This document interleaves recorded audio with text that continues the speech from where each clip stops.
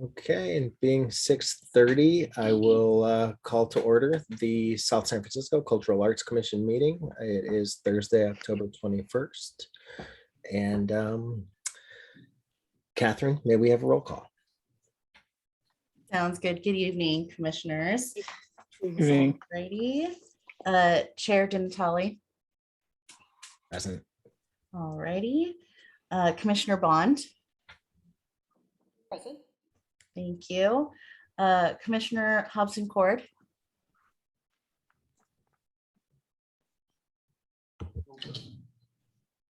Paula Claudine, you might be I'm on here. mute. Sorry, I Oh, couldn't perfect. unmute Thank you. here.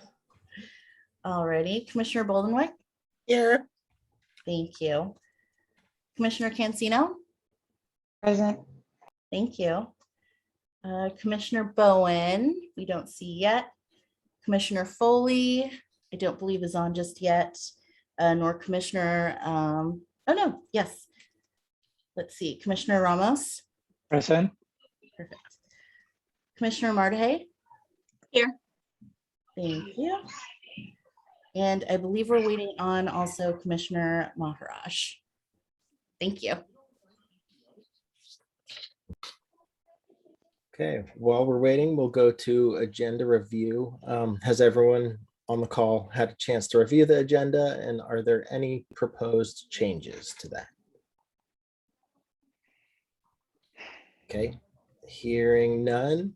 Oh, there's a proposed change on my end. So I use a template and I had neglected Actually, Catherine, to. I think that's to the minutes. Oh, pardon me. Pardon. Continue. Got ahead of myself. No worries. And actually, we'll go right to the minutes. Okay, perfect. So on my end, I neglected to remove Philip Vitale. He had attended a previous meeting, so I'll be sure to make that change. I just wanted, since it's on record, to let the commissioners know. Great. Thank you. Thank you. And just making note that we do have Commissioner Foley on the line. Welcome, Peter. Greetings. Hi, Peter. Hi. And okay, so we'll move to citizen participation. I don't see any citizens on the call right now. Catherine or city staff, have we received any notices in advance of the meeting or inquiries? None on my end. And None it's- on mine either. Okay. And we'll go to unfinished business. And I have Angela speaking to the San Mateo County Arts Grant. Yes, so as a follow-up to where we left this at our last meeting, I am confirming that we did in fact apply for the San Mateo County Arts Grant. Applications were due on October 15th. And according to their website, they're going to be reviewing the applications received in November with a grant award notification to come in December. And so for the application itself, it didn't ask for a specific project to be funded. And if you recall, actually, I can't remember if this was in the grant workshop or if it was mentioned when we had our Robin Rodriguez, their director, come speak to the group. But the grant award amount is to be determined based on how many viable applications they received. So we also at this point don't know what the potential amount to be received is. But I did want to share with you, one of the questions said, what are your 3 most urgent organizational concerns / needs? And how would a grant from San Mateo County help address those needs? So number 1, I listed post-COVID programming and initiatives, just the question of what to restore, modify, or add. Number 2, the second concern was having sufficient staff support to organize post-COVID programming and initiatives. And number 3 is seeking opportunities to foster and grow the local art community, especially in South San Francisco.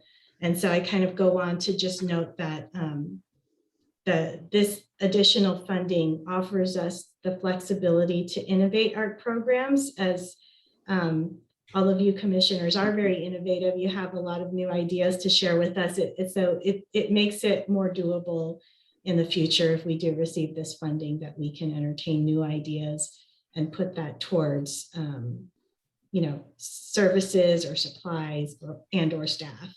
And we'll see. I still have the list that we've developed through these meetings, and we'll just have to see how much we get, if we get it. I shouldn't say, but it sounds, yeah. Just to jump in here, that was beautifully put, Angela, like the way that you have conceptualized it for the grant. So Thank you. Thank you. So that's all I have on that. Hopefully, I know we're not meeting in December, but I will let you know if I receive any updates during that time. And yeah, that's all I have, unless you have any other questions.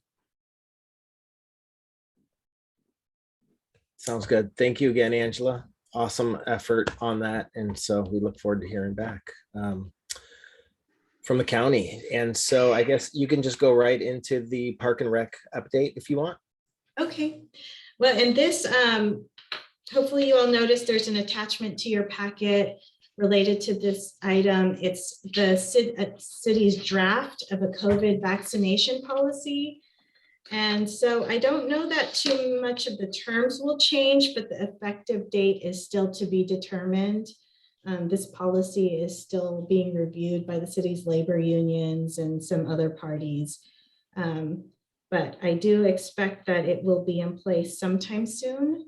And the gist of it is that this policy applies to city staff, volunteers, and contractors who work at city sites. And so all of you commissioners are kind of counted under the staff and volunteer umbrella. And you either will have to submit proof of vaccination for COVID-19, or, for example, once we start in-person meetings, or if you're coming as a commissioner at certain events to a city location, you would have to submit a negative COVID test taken within 72 hours of coming to the work site. So I'm sure that we'll have more information to share once this is in effect.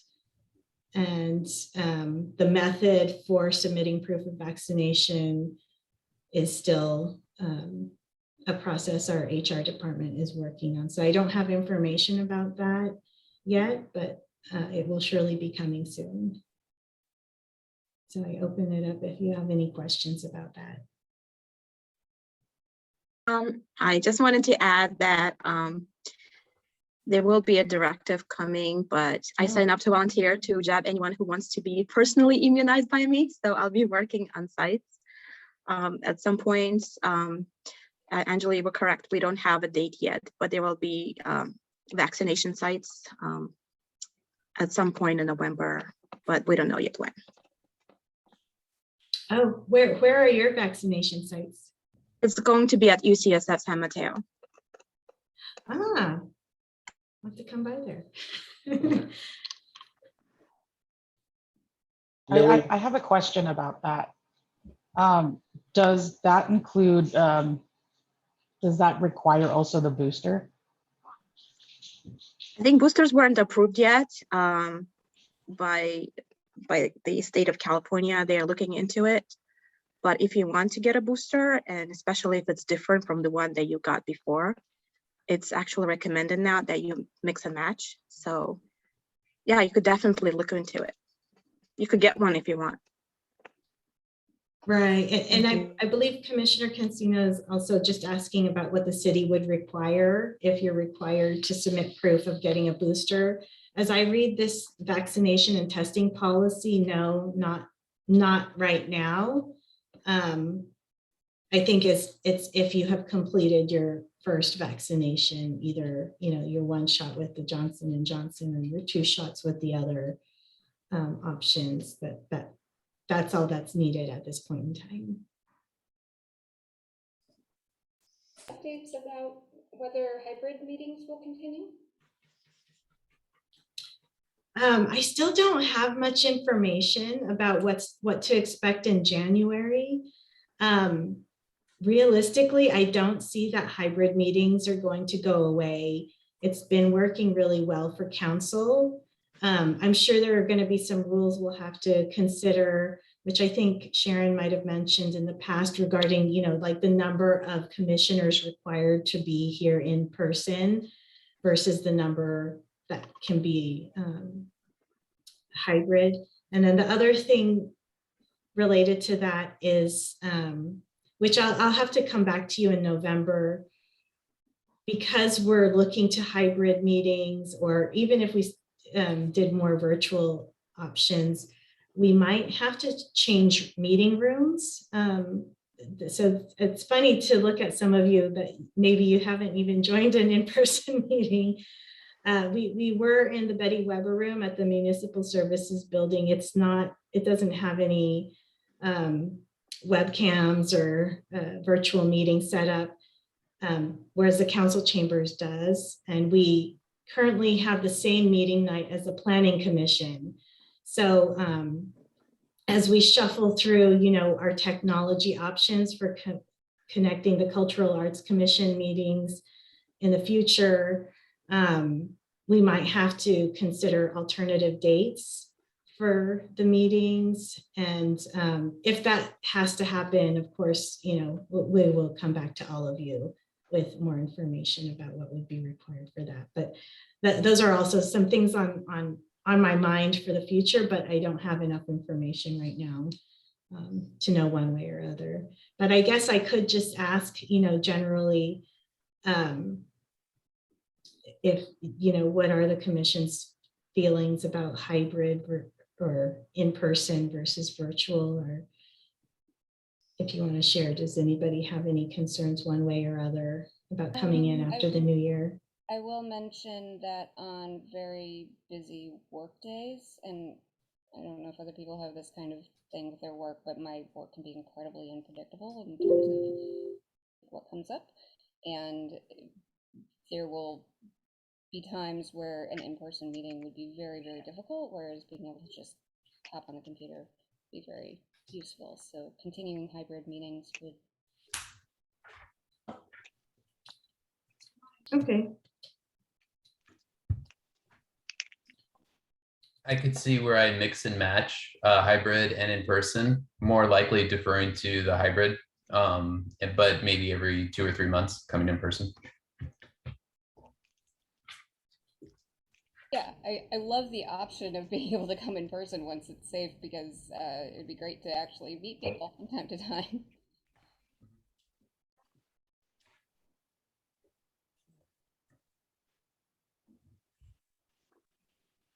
Yeah, I like hybrid too. Some point in November, December, we'll have to start picking up extra shifts. So you'll see me kind of zooming in from work, because right now I do have a bit of a free time on Thursday, so I can request to be off, but not in the next 3 months. So it's going to be a little bit difficult. So I do appreciate having this option. Yeah, same thing with me. Hybrid will work out better. We just started back to site, working 2 to 3 days a week. But then it's one of those things wherein if you have ad hoc meetings, you have to be there as well. Mm-hmm. So yeah.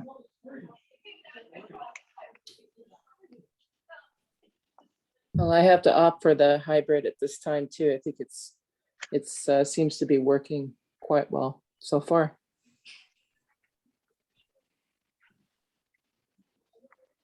Okay, well, and I should also just mention, like, I think it definitely helps to know what the commission's preferences are, but it's also kind of how the rules play out, with the city clerk's office, what's required of public meetings, and also what city council directs us to do with the boards and commissions. So thank you. Mm-hmm.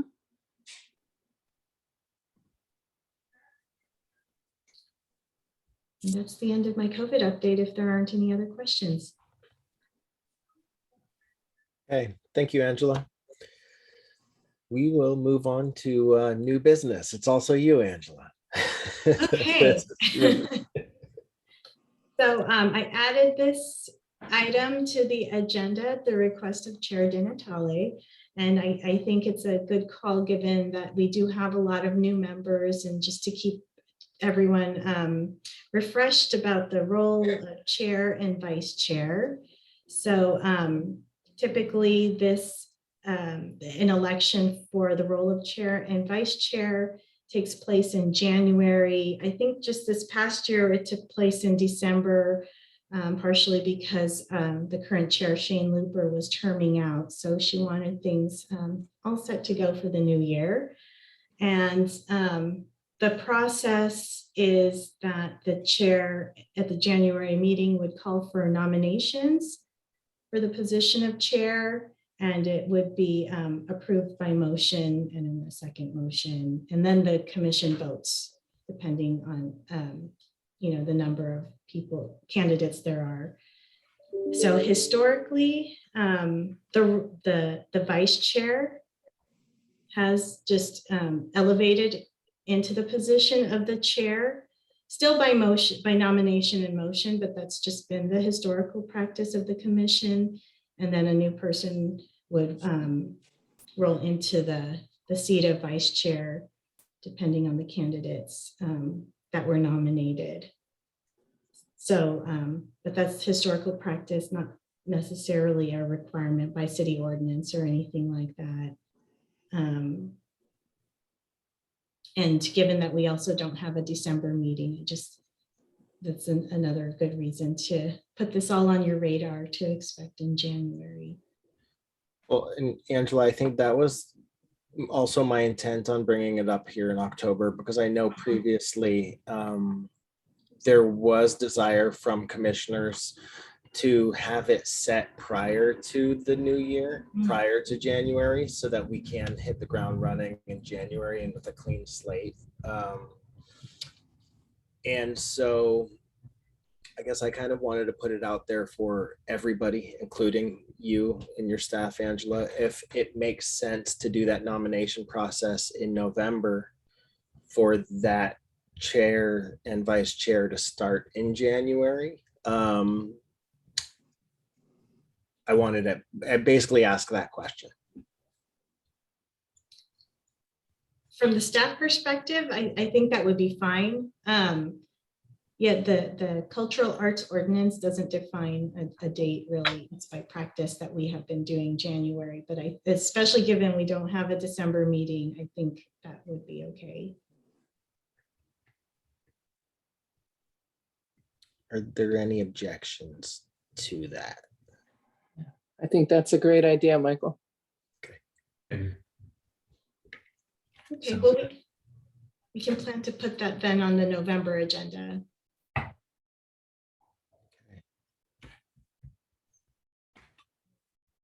Thank you. And then for those who aren't on tonight's call, if Angela, Ursi, or myself, we can coordinate after, but if we can reach out to those who aren't on so that they have a heads up prior to the notes coming out. Okay. Thank you. Okay, so then that brings us to the subcommittees. The Strategic Vision Subcommittee is the one that I chair, so I will give you that update. The RFP was published for the Public Art Master Plan. So that was published on September 27th. Thank you, Ursi, for everything that you did, which is also putting the access and links on the southsanfrancisco.net, ssf.net/cultural arts, a link to Procure Now for submission. The notice was also sent to a pre-qualified list of recipients prepared by the subcommittee, the cultural arts database recipients, and it was also included in the Parks and Rec newsletter. So we're hoping to be able to complete the consultant selection process in December. And again, the deadline for submission on Procure Now is November 8th. So by the time we have our meeting in November, we'll have a update on how the response was and where we're at with that selection process. Any questions on that one? You said procurement now too, right? That's part of the deal. Yeah, so like all the city RFPs, it's hosted on Procure Now as the platform for one to find that detailed information of the RFP and submit proposal through that site. So that link is on our cultural arts webpage and is what also got sent out. I have a in the weeds question, which is we had kind of a list of potentially interesting consultants, and I was wondering if we had any sense for whether those consultants would like almost certainly see the Procure Now, or if it would be appropriate to also contact them and make a note that, or maybe that would seem like it was playing favorites. Angela or Ursi, I don't know if you had any feedback about whether that's appropriate or not. I'm not sure that it's appropriate, but I do have to say I took a quick look before the meeting, and we have about 100 people that have over 100 that have viewed the prospectus. So it's obviously out there, and so we hope we'll have some viable, robust entries by the time November 8th comes on. I have had a couple questions that I need to follow up on as well. So great to hear. And I actually was under the impression that we were sending it to that pre-qualified list, Ursi. So if yeah, they all, everybody and then some, because I had resources from other cities that sent me their referrals. So yeah. Great. Yes, I also wanted to make sure I understood Risha's question, which I think was, did we email that list of contacts? Yes. So yes. Okay, great. And still, I'll just add to that, if anyone else on the commission or staff sees someone who might be a good recipient for that, definitely reach out directly. It can't hurt to get that in front of them. So yeah, that link doesn't have to come from us. It can be shared to anyone.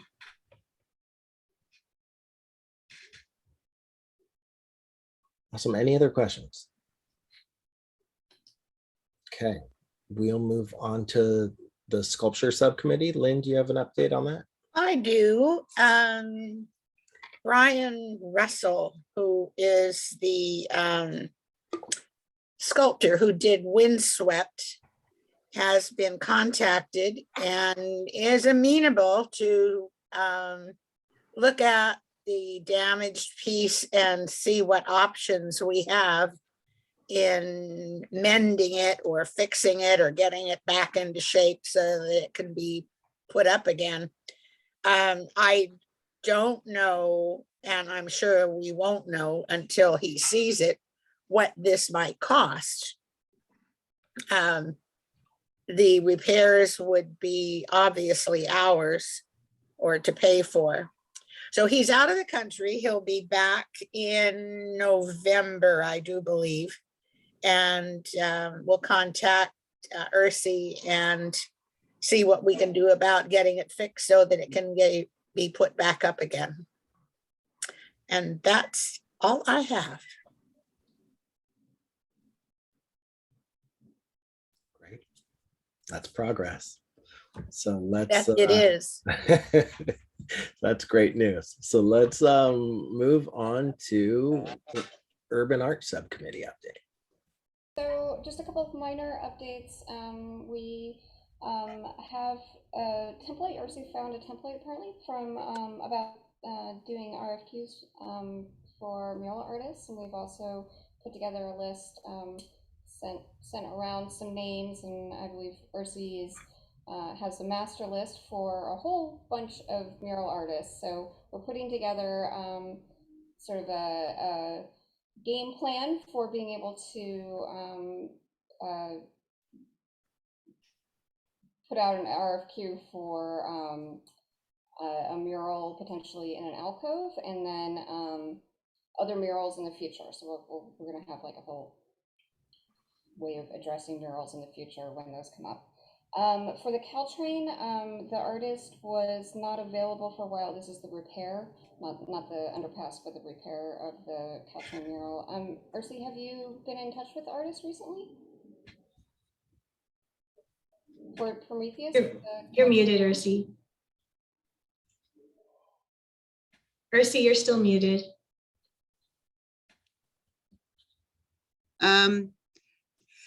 Yes, I spoke to him a while back ago, and he did put me in touch with the Presida Eyes person via email. I have not spoken to her. So she has given us an estimate of how much it would be to repair it.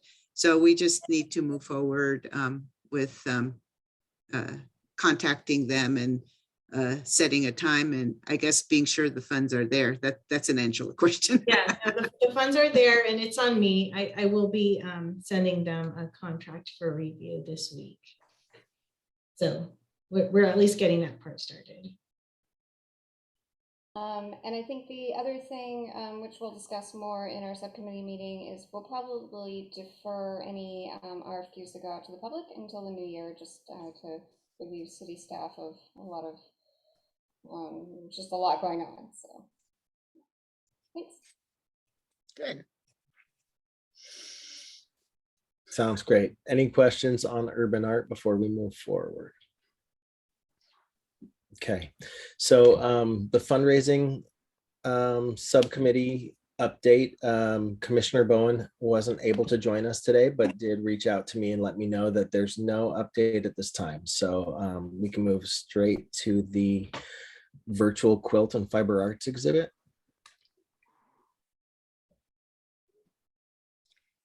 I have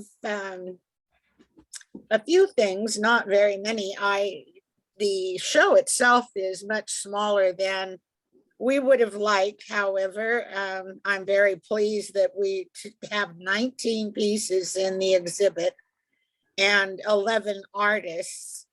Ursi had that set up on 2 galleries so that if you watch the first piece, which is textiles and some quilts, you can go to the other site and see the greenhouse quilters. I was trying to get a hold of Rena to see what she thought about it, but I haven't been able to get a hold of her. And one of the things that I might mention is that if you look through those, one of the quilts is by B.J. Wilborn, whose daughter was one of our Jack Drago recipients last year. And if you can focus in close enough, you can see some of her artwork exhibited on the quilt, which was really kind of neat. And the other person that has been involved with us in the past is Renee Gorin, who is connected with Kids and Art, which is a group that provides art programs for cancer patients, children. And they also painted a box, a utility box at Sister Cities Boulevard and South San Francisco Drive, I think. And it's the Tree of Life utility box. So that is all I have. And the show will continue up till the middle of November, I believe. And thank you a million, Ursi. I appreciate the fact that we have been able to, even if we can't have a live show, that we're doing something. And I know it's time consuming, so I appreciate the city effort in letting us continue with this. And once again, Ursi, thank you so much for your help. One correction, Lynn, if I may, with regards to the kids in art, that organization was the one, as you said correctly, that painted the utility box, but that box was painted by another artist that worked, or I think she is still affiliated with that organization, and that was Cole. So so the Kids in Art organization has several artists that work with kids that have cancer, pediatric cancer, and that project back in, I think it was about 2016, the utility box was overseen by Helen Cole, and the kids also were involved. And so Renat Gorin, who participated in this fiber arts exhibit, is also one of the, I believe, also one of the artists that works with the kids and who donated something towards the a fundraiser that they have, and then showed it in our exhibit. So. Oh, good. Okay, thank you. That's it though, Michael. And I wanted to personally thank both of you and whomever else was involved in making that show happen. The incorporation of the history and facts of quilt making, I really enjoyed, and beautiful pieces of art. So very well presented. I appreciate the incorporation of those other elements in this one. Well, there were several quilts in this show that I thought were very unusual. And we did have a couple of artists, a couple of quilters that are not local. I mean, they're not from this quilting group, which is great. And so when we go back to doing things live, I hope we can hang on to some of these new people that we've acquired. I know sending it to Ursi is a lot different than carting it around, but hopefully we'll hang on to them.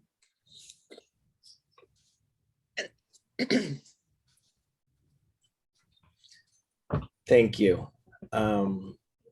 We will move on to the Performing Arts Subcommittee. Okay, well, about a week ago, myself, Zubin, Angela, and Ursi, we had a virtual meeting, and we just, Zubin and I, we, discussed some ideas. We know that things are uncertain as to, COVID, whether or not our events are going to be in person or virtual. So we've come up with some ideas that we feel could take place, whether it, needed to happen virtually or in person. And I don't know, Zubin, if you wanted to Sure. take it over and talk. Yeah, absolutely. Hi, everyone. Hope you're all doing well. Just I'll ramble for about 2 or 3 minutes with several bullet points around some ideas that Paula Claudine and I had that we shared with Ursi and Angela.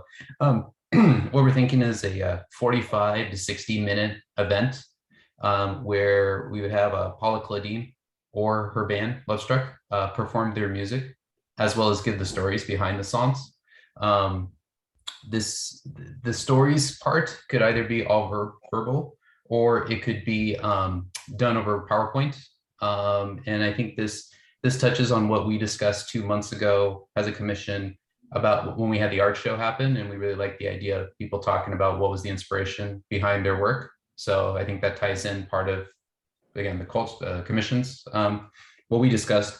And the other thing is this can be done in privacy. So Paula Claudine's most likely going to do it from her house, just because, so that there will be low overhead expense, if any, at that. Maybe just paying the electric bill that month, but that's about it. I'm joking a little bit, but and then also we thought, just in talking with Ursi and Angela, we can start with a commissioner. Again, Paula Claudine is always telling us each month that she has an upcoming performance, so it just seemed like an automatic small scale event to get started, to create a series of these musical events. And the other thing about starting with the commissioner is there's no liability potentially. It's just, we're not getting somebody out from the public to start this pilot series of events. in a performance-based setting yet. So we thought we could start small scale with her. And then the other thing is she has recently done this for Daly City. She did this last month where she actually did an art exhibition, gave about an hour-long interview and presented on a PowerPoint presentation as well that she put together. And so we were talking logistics in this meeting we had last week about how long did it take her to prep, over several days and just kind of putting it together. So again, just seem to be all these small variables that converge that can just make this pilot event start out pretty simply. And 45 to 60 minutes seems to be like we're all kind of used to this remote, our meetings are about 45 minutes to an hour at length. So that seemed about a tolerable amount of time. So right now the next steps are, she has sent me the YouTube video of her, what she did last month in Daly City. So I'm just reviewing it just to like take some notes, put some bullet points together, nothing too grandiose, but at least just, just notes on how we can implement this event, which we're planning to do most likely the second week of January. That gives enough lead time, holidays pass, January is a little bit slower. So it's like a good pick me up for folks. And then once I put the notes together, I'll send it to Paula, Claudine, Ursi, and Angela. And Ursi and Angela's, I don't want to say concerns, but just their thoughts were they just want to make sure from a research standpoint, liability, cost, feasibility, from the city's end, that all those are all taken care of. On that side, which once they see the notes, like we talked about it, but visual is better than verbal. So once they see the notes put together, they can comment more on it of questions that we need to just, kind of quickly answer and take care of and, whatever we need to do to put on their end. The whole idea is to keep their time, having them keep their time together and kind of have, if Paula, Claudine, and I need to kind of take this forward and just, do more of the heavy lifting. Just again, very simple pilot program. Let's see. And if this is easy to execute, last bullet point here, if it's easy to execute, make this a series of events, whether it's, poetry or whatever type of event we want, but we just feel some small scale type of thing can start pretty quickly. And again, at this point right now, it sounds like it shouldn't be too hard, but again, there's going to be some snafus here and there, but we can start. And again, I think this is very feasible to do within our subcommittee. Can I ask just a clarifying question? Is the 45 minutes or so, is that for performance or for the interview plus performance, or how, or are you thinking about maybe splitting that up, or? Splitting it up probably, let's say 20, so that we haven't fine tuned too much, but maybe like 20, 25 minutes performing, or it could be, there's a few options I see. Option A, 20 minutes perform, 25 minutes speak about it. Option B, perform a song, give a little story, perform a song, give a little story. Something of that sort. Like it's really, I think it's just more the logistics we're trying to put together, but it's kind of free flow. I don't mean to leave it too ambiguous. We'll get those details in line, but we just wanted to get something off the ground. So I think we're pretty open on that, but we haven't decided on, to answer your question, Risha, we haven't talked about that too much on what this is. If I could give just a little bit of feedback, I guess two things. One, like we're all pretty used to, I imagine, pretty short form videos. So splitting it up and then, going on to the next video when you have a minute. I think 25 minutes is good for like a lunch break, if we want to do it that way. But just as feedback, I think, attention spans for 45 minutes might be a bit long. Okay. Yeah. Fair enough. And it doesn't have to be a live performance either. The great thing about this idea is it could be, a live performance, or it could be, the artist showing or musicians showing their performance by video. So you could show small clips, maybe one clip of one song and then talk about it and, talk about why you arranged the music the way that you did, why you chose that song, things like that. There's a lot of different options, and we can have a musician come on, or we can have an artist, or even an architect. It's just possibilities are great and endless. Yeah, and 45 minutes might be too long. I just want to keep, we're all, we're on a cultural arts commission. We're all creative people by nature, but I do want to keep some guardrails around how creative we get, because we want to get this off the ground and going as well. I think like I could see like 25 to 30 minutes maybe, or if not even a lesser amount of time, whether it's a video or live. I think the live aspect, again, if it's from somebody's house, makes it just a little bit more intimate for that matter. And if people are joining, they can ask questions during that time, get to know, interact with the artist. Again, however they're performing, whatever showcase that is in that sense. But I would love to hear the commission's thoughts. Any other questions? Any thoughts? Yay, nay? I mean, is this in line with what the commission would be looking at and from the subcommittee? I had another question, which was, do we have somebody who has experience with editing video? What are your thoughts? What are you thinking? Just sometimes that can make or break, like, for live, it's live, but for an online recorded presentation, it can make a big difference. And so I was just wondering if maybe the two of you have experience in editing video, or another commissioner. I don't, so I can't volunteer to do that. But like if there's a commissioner that has experience with editing, it could be helpful. I guess I have experience video editing. I'm a filmmaker part-time, so. Oh, that would be great. That'd be cool. Yeah. That'd be awesome. And I Chris, could, I see your I could hand, help right? with that. Yeah, my hand's up. Yeah. My Okay. only question would be, is the second week of January going kind of fast for the scale and the quality and really doing a proper test of the program?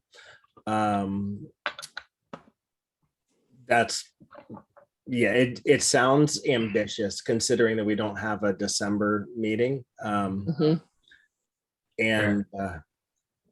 But or like I said, it could be as simple as what I did with the Daly City Arts Commission when they interviewed me. Is I just I talked about my art and music, and for 45 minutes to an hour, and I didn't do a live performance, so it was so it was really simple. I just played some videos, like I said, and just talked about, gave some background about the music and the performance. And, I controlled it from my house, and we used Zoom. It was very easy. When you talk about a live performance, then it gets a little more complicated because you have to deal with sound. And sometimes when you're, playing live music from your house and using Zoom, you get the echo and the delay, and you'll have some technical issues. So you wouldn't want that to happen. It won't look good. It won't sound good. But just doing video or even just a slideshow, that's pretty simple. January, fair enough. January might be ambitious. The whole idea is not to be too ambitious. I think just Paula, Claudine, and I, we have synergy. We, thought of some, so we have, there's definitely energy and impetus behind this. So it could be February, March. Again, I think just when I kind of think back to the last few months, just kind of the call to action is having our subcommittees, put things together. And I totally get it. I know logistics take a while and so on. We're coming near the end of the holidays. So yeah, I'm open to February or March. Again, that's why we're just bringing this up here for everyone's thoughts and feedback. So we need to move it over. We can talk about it in that regard. Crystal, sorry, I didn't see your hand up until now. Oh, it's okay. I was just going to say, as far as editing, depending on how long the content is, if you guys are planning to do a program that's about like an hour long, then I think maybe about like 2 to 3 weeks would be all the time that I would need to edit. I could definitely deliver a little bit quicker, but I think 2 to 3 weeks, just in case there's issues with the videos, or we would need, the talent to do, or like either like re-recorded or something was off, or just for technical difficulties, but about 2 to 3 weeks. So in case you guys are thinking about a timeline, I would definitely need at least that much time. That's cool. Thanks first. Let us know that, Crystal. Yeah. maybe Crystal and Zubin and myself, we can meet again. Yeah. and talk a little bit more. Awesome. It's a great, interesting idea. So it's good to see us innovating, doing new things. We're Yeah. excited about that. Absolutely. And Chair Natale, if I can add, from a staff perspective, I appreciate the Performing Arts Subcommittee trying to take the work off, as much of the work off our hands. And we did discuss, like, part of the reason for starting with Paula Claudine is just because, you know, for any of our art shows, what the work, part of the work involved is like, how do you select who to highlight? And as I understand it, the subcommittee is just trying to build a template, right? Like kick off a start to how do you highlight artists? And maybe even before bringing this to a broader audience or, you know, engaging other external artists, it could be an opportunity for other commissioners here Mhm. who might like to highlight, you know, your work in some aspect. Oh, and the other thing that came out, RC had a great idea in our meeting last week was this. Oh, the reason we were also targeting January was we could tie in an event for the Quilt show in February if we are doing something live based on where things are. Like if this show happens on January, it's a teaser for and a little advertisement for a follow-up event in February to add, as an add-on to the Quilt show. Whether it's performance or poetry, that was a great idea Ursi had on that. So that was the reason we also kind of targeted, because it actually, I know we're talking ambitious, but we actually spoke, I think Paul Claudine and I mentioned December, but then we said no meeting in December, which actually made sense. Let's just keep it to, let's go January. So that's why we thought of January and when Ursi brought that up. So Great idea. And to Angela's point of starting with the commissioner, I love the idea of testing it out and starting with the commissioner. I don't love the idea of it becoming a way to feature commissioners, or if it's really more than one commissioner and it becomes a series of commissioners, I don't want to see that. I want to see the community members and artists outside of our commission featured. But again, I love the start of using a commissioner to test it out. And I appreciate you, Paula Claudine, for stepping up and being that person. So Yeah. yeah, and actually, sorry. I don't mind being the guinea pig. Yeah, actually, Angela, the idea was just the first one being the commissioner. The rest was to be the start of the community members. That was the idea, is what we wanted. But we want to just test it on ourselves first. You know, here I'll steal a tech term, eat our own dog food, per se, to make sure that it's working internally for us at a very low scale, so that we know what we need to improve on as we start introducing it to the community. That would be the idea from the second, third, fourth one on, and whatever that cadence is, you know, we can decide from there. But the first one is just a test on a commissioner from a liability standpoint, and from, again, low overhead, low work needing to be done. If I may, to Michael's point too, though I understand you don't want to just feature commissioners. We do want to say that from the city standpoint, we don't want to close off opportunities to other commissioners as well. So if any of the commissioners within, maybe not immediately after the initial launch, but somewhere down the road would like to feature some kind of art that they like to do, be it performance or featuring their paintings or whatever, what have you, the opportunity is open to all of you, not just Paul Claudine. So. Yes. Oh yeah, absolutely. thank you, Ursi. And yeah, I see that as an opportunity. I just definitely didn't want it to be appearing to be the first 4 events, all commissioners, or, you know, working it in and giving everyone an opportunity. Yeah, and I'm totally open if anybody else wants to kick it off. I think it's a good idea. The way I'm thinking about it is it becomes like a pilot project. And this pilot project is sort of, we provide a case study for other aspiring performance artists. You know, we put up this develop some kind of a template. So in doing that, maybe what we can do is you know, to Crystal's point, maybe we can develop something that says we are planning to feature different kinds of artists in the future, and this is our first project. You can work along these lines and sort of encourage people to join in. So I think it's a good idea if you look at it that way. Yeah, because we want to inspire the community, other artists. Absolutely.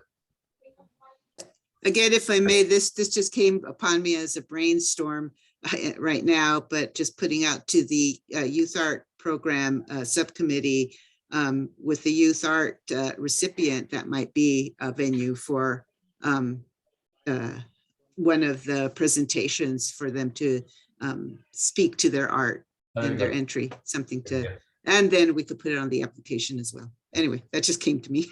Yeah. Great idea. Thank you for bringing this to us. Like you said, if you want to take it back to the subcommittee. Oh, Crystal, I see your hand this time.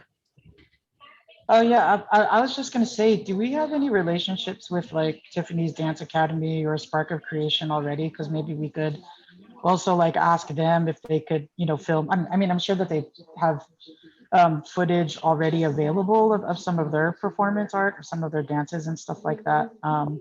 But do we have relationships with them already? Have we partnered with them before in the past? Some of our dance instructors might have relationships with them, and maybe even our classes instructor. Typically for Parks and Recreation, because we have our own instructors on staff, we don't necessarily engage with or partner with the other dance studios. I mean, we sometimes receive inquiries for people to rent our space, but rather than renting our space, we offer them to come on as staff. And that kind of helps us also keep our fees low and what we offer to the community. But if definitely, if we're looking at a community-wide aspect, highlighting external artists, we could look at that, but that might be something better left for, that next step of when we're soliciting other people to present their art. I think it's a good point, though, that people who have existing footage take some of the lifting away. Absolutely. Just two quick things. I don't want to take up more time than what's already been had. I want to be respectful of the people's time. I'm grateful that we're all having this conversation. This is why I joined the commission in the first place. It's just nice to hear all these different ideas being put together and just something starting from the genesis of, actually, and then it being able to segue to all the other groups on some level. And that was kind of the whole intention behind this. So thank you all for this. And second, just as we're putting this together, please over communicate any thoughts you have whatsoever that you feel you can, contacts you have, things you think that could help out. Again, we want to be in the details, but we also want to get this off the ground at the appropriate time so that everyone's excited, on board, and fired up. But please over communicate with Crystal, Paul, Claudia, and I as well as we put this together. Yeah, and I just want to recognize the question in the chat from Crystal about if our Park and Rec dance instructors have footage available already. We do have some footage from our annual Nutcracker ballet, which we don't usually post, but that's, it's really up to the instructor. It's a presentation of her art, but we could, if that was something we wanted to do, just feature her.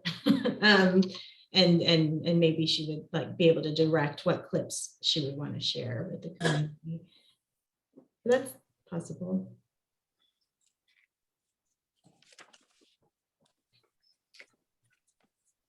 Okay, thank you for that idea, the conversation. Looking forward to seeing this develop and get off the ground, and we'll help you any way that we can. We'll move on to the community engagement subcommittee, if there are no other questions on the performing arts. Can you see me? Okay. Millie, you want to take it away? Yeah, hi. I think so. I did have some developments for our subgroup. Unfortunately, I didn't have any time to schedule a meeting, so I just emailed everyone early a few hours ago. But I did meet up with a representative from the Slide Room. If you guys remember, we talked about a Slide Room as being a submission forum, like a submission website for all kinds of portfolios for the artists. Millie, included- sorry, real quick, we're getting some sort of feedback, which wasn't happening earlier. Is there a way you could put yourself on mute and just take yourself off and try again? Or continue, not try again? We did hear. Okay, how's that? So far, so good. Okay. So the representative actually told me that we do have an account with the South City, and he showed me the website. So at some point, someone already reached out to Slide Up, and they already opened up an account with San Francisco. It's not active. There's nothing on the webpage. It's just a blank webpage without a logo.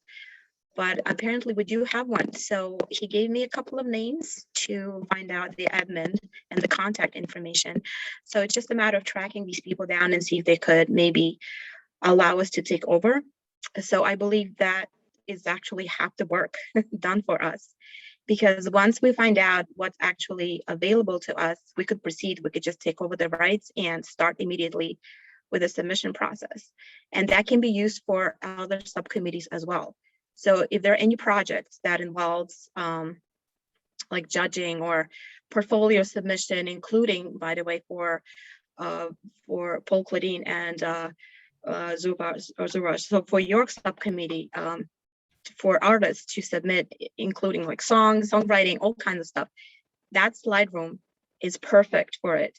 So for $1,200, which apparently we already paid, all we have to do is just find out who owns it and take over. So at some point, I will reach out to our subcommittee and schedule an official meeting with us and the representative, and which is going to go over that in detail. Yeah, Commissioner Mardahai, thank you. I did see your email.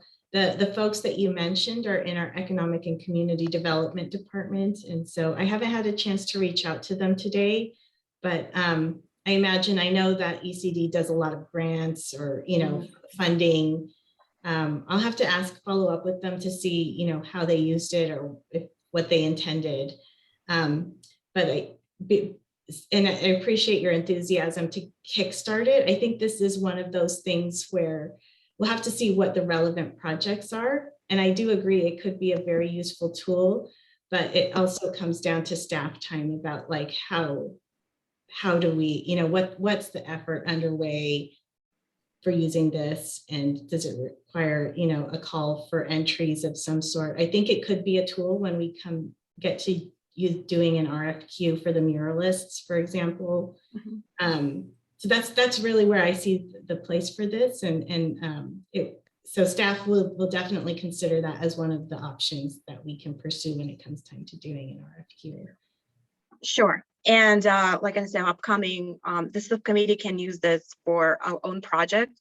So if there's something that we're going to come up with in the next couple of months, and if we do take control over it, it would be really helpful just to kind of, since right now it's sitting unused, there's just nothing there, it's blank. So it would be nice to kind of follow through. Yeah, well, and we can follow up with this, but it depends on what the project is, because I think if the commission was interested in negotiating that tool, like it would be under some sort of service agreement that staff can help with.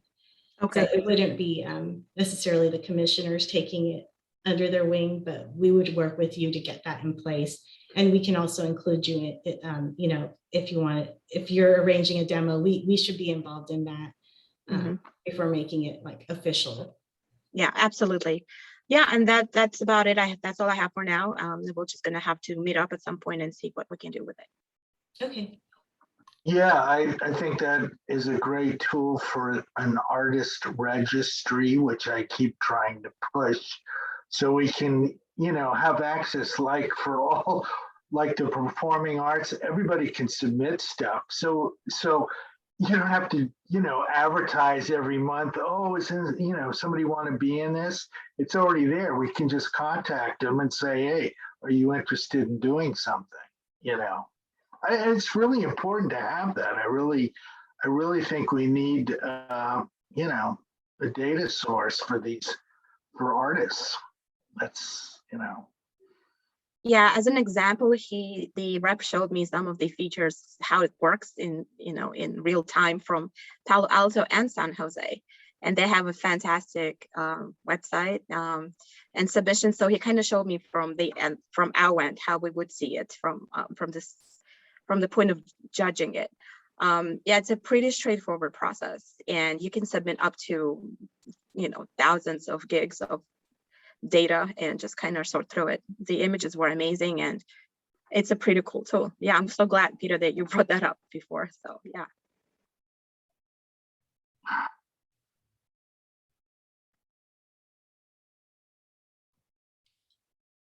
Okay, well, we look forward to the conversation continuing. There's no other comments on that. We'll move forward to the art exhibit on February 11th and 12th of 2022. Okay. Ursi, do I stand correct that the information for the winter quarterly activity guide has gone in this evening? You're muted, Ursi. Thank you. It is due today, so end of day. So I've given the person that deals with it a very general, basic notice that says art show. So I'm hoping to give her the exact information tonight, as soon as we're done. Okay. What I came up with and submitted to Ursi was a theme. It's called Momentum Moving Forward, a photography exhibit. And I came up with that idea because, we've been dealing with so much with COVID. It's all of us have been dealing with ups and downs, a lot of changes, and yet, we continue to strive and persevere and move forward. So I was thinking that anything that involves movement, it could be, dance, it could be, anything that depicts movement. So I wanted to get you, the commission's opinion on that. How do you guys feel about that?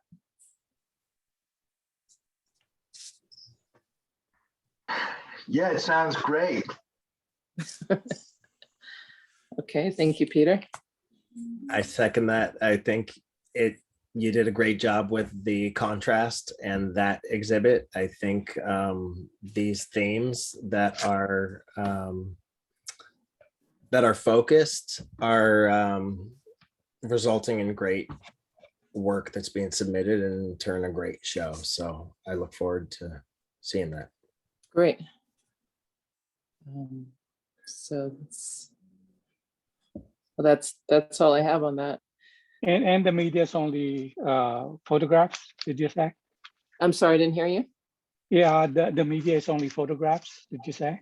Yes, just photographs, and it could be black and white, color. Why couldn't we include video? I mean, because in the past, when you had on-site exhibits, you put the photography in there, but right now we're doing it virtually. So I think it's a possibility that you can mix and match. I like that idea. I'm not sure what that would involve.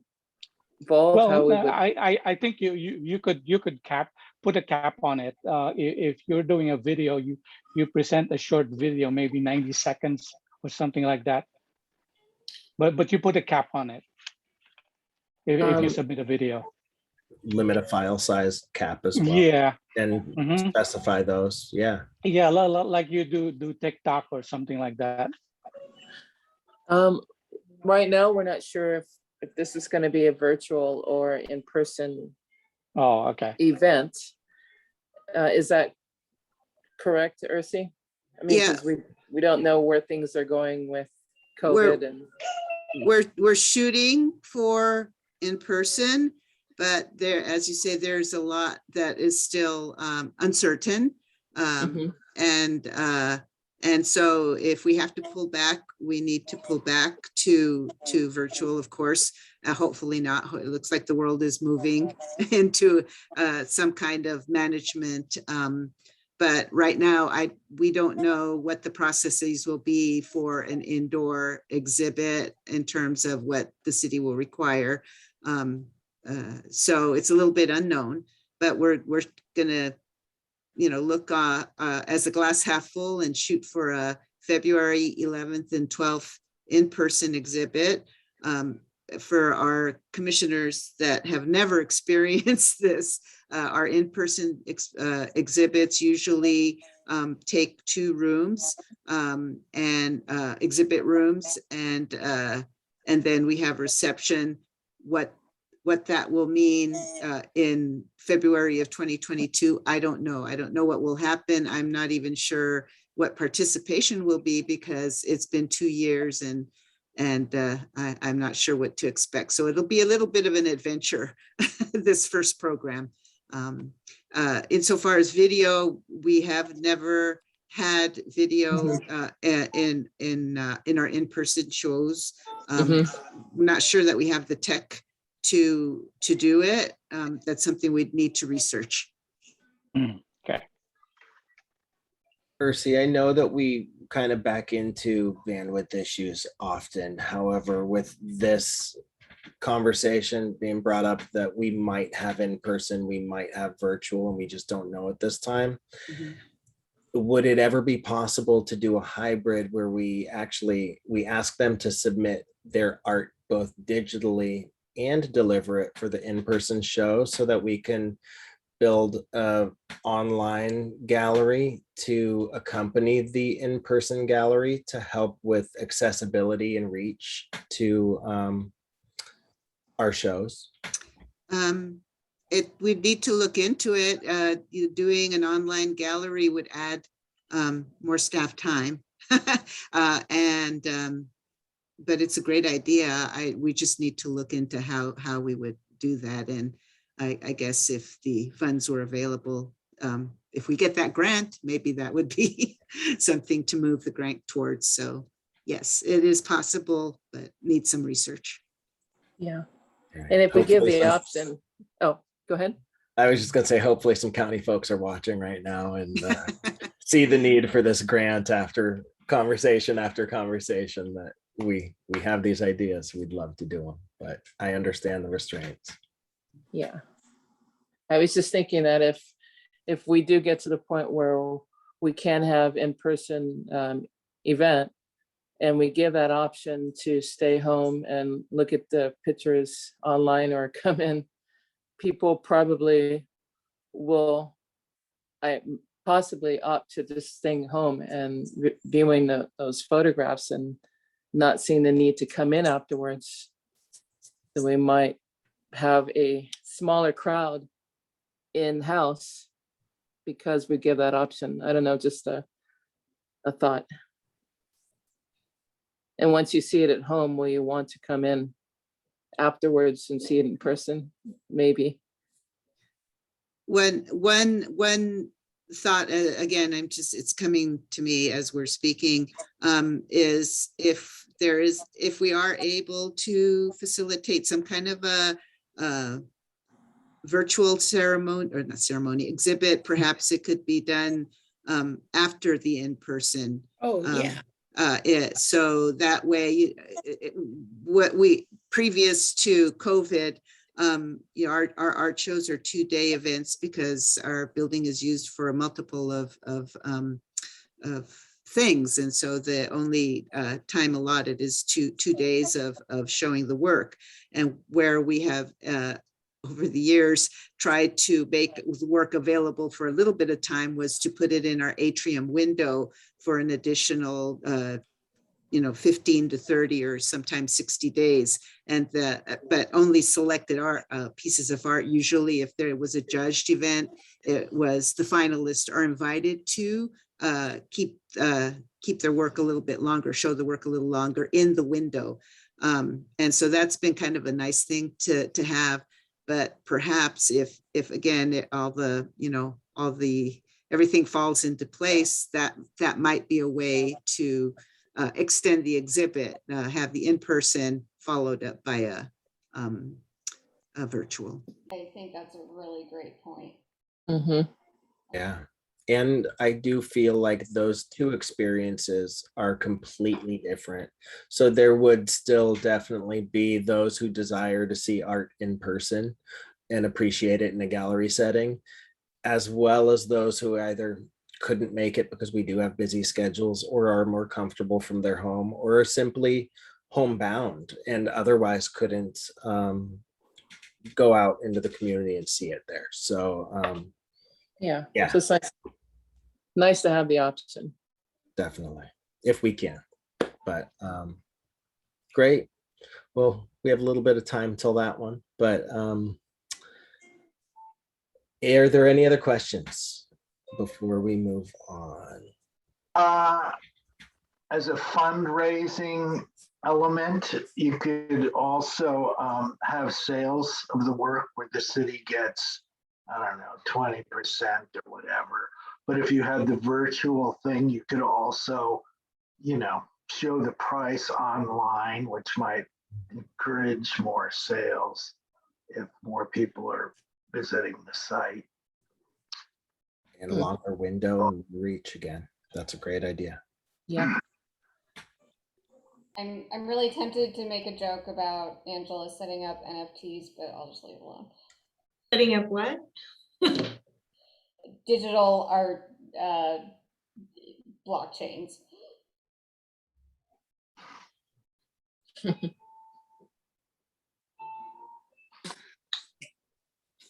Okay. Any more comments, questions related to the February art exhibit? Okay, we'll move on to items from commission. Anyone have items to add? Just my usual announcements. Nothing music related this time. Just I have my art still at the Phil's Coffee House in Sunnyvale, but that exhibit is ending on November the 6th. So hopefully you guys will have a chance to go down and check out my art, but there's also a lot of other amazing artists that are exhibiting work too. So, but that ends on the 6th.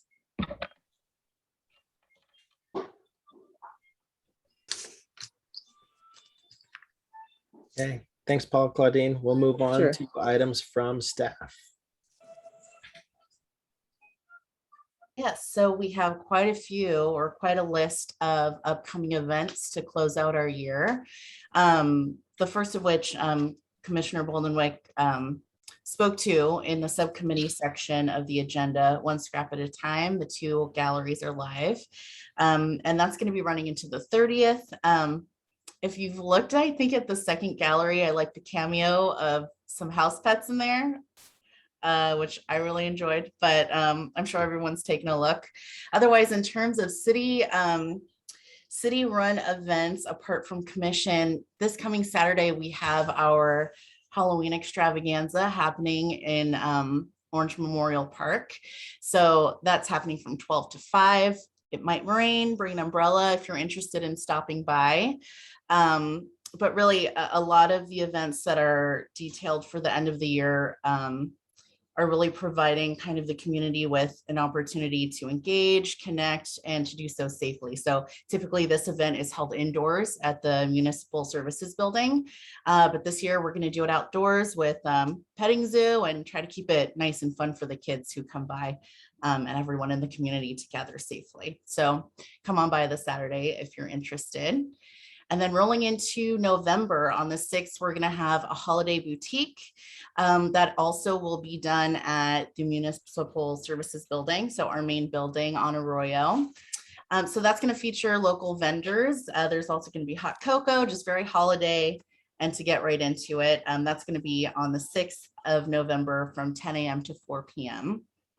And then that same day, we're also going to have a second community open house. So that's going to be held at the Furnakeys building at Orange Park. And that's going to be 10 a.m. to 1 p.m. Angela, do you have anything to add for that particular event? Yeah, I just wanted to add, so not to confuse this event with the first open house we had. So this is a continuation of our Centennial Way and Orange Park master plan efforts. There was round one, which also they issued a community survey and collected feedback. So round two, in the round two surveys that are in your packet, and then also at the open house, they'll be reviewing the results of the community feedback received so far. And so this is your second opportunity to look at that, what we've collected, and weigh in again on what you think the priorities should be for both of those master plan efforts. So definitely with respect to representing art on Centennial Way in Orange Park and any of your other interests related to parks and recreation, I highly encourage you to take a look at the meeting information and the survey information that's in your packet, and hopefully you can even join us at our open house. Perfect. Thank you, Angela. Yes, all this is featured in the packet. Also, one of the other flyers was included in the correspondence that Ursi kindly collates for us. So if you're interested in any of these events, we have all the flyers added to the agenda. But later on in November, we also have the Thanksgiving Fun Run. Now we're doing it at the Genentech campus, and that's going to be on Saturday, November the 13th at 9 a.m. This event does require registration. So if you'd like to RSVP, you can email me and I can go ahead and do your comp registration. We're also going to have themed t-shirts for the event. And that also has virtual and in-person options for participation. So that should be pretty fun. The next item we have coming up would be early December. So Saturday, December 4th would be the Improving Public Places Wreath Workshop. It's a big event every year, and there are options to either do a family-friendly session in the morning for that wreath workshop, an adults only 18 and up workshop in the afternoon. And of course, there's also going to be a pickup time if you'd like to take those kids home. And that one is led by Sharon. So yeah, just fine. I had a question about that one.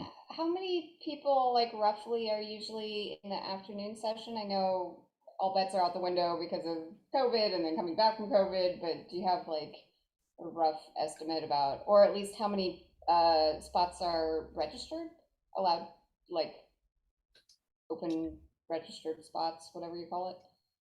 Trying to look that up really fast. Okay. I don't have the answer. Thank you, Angela. I see 75 spots open.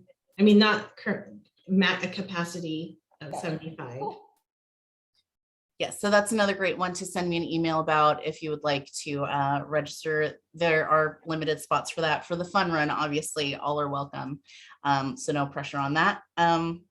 Otherwise, to close out upcoming events, the next day, Sunday, December 5th, we're also going to have Santa comes to town from 11 a.m. to 3 p.m. at City Hall. It'll definitely be a little bit different this year, but more details to come on that particular event, I'm sure, as we get closer.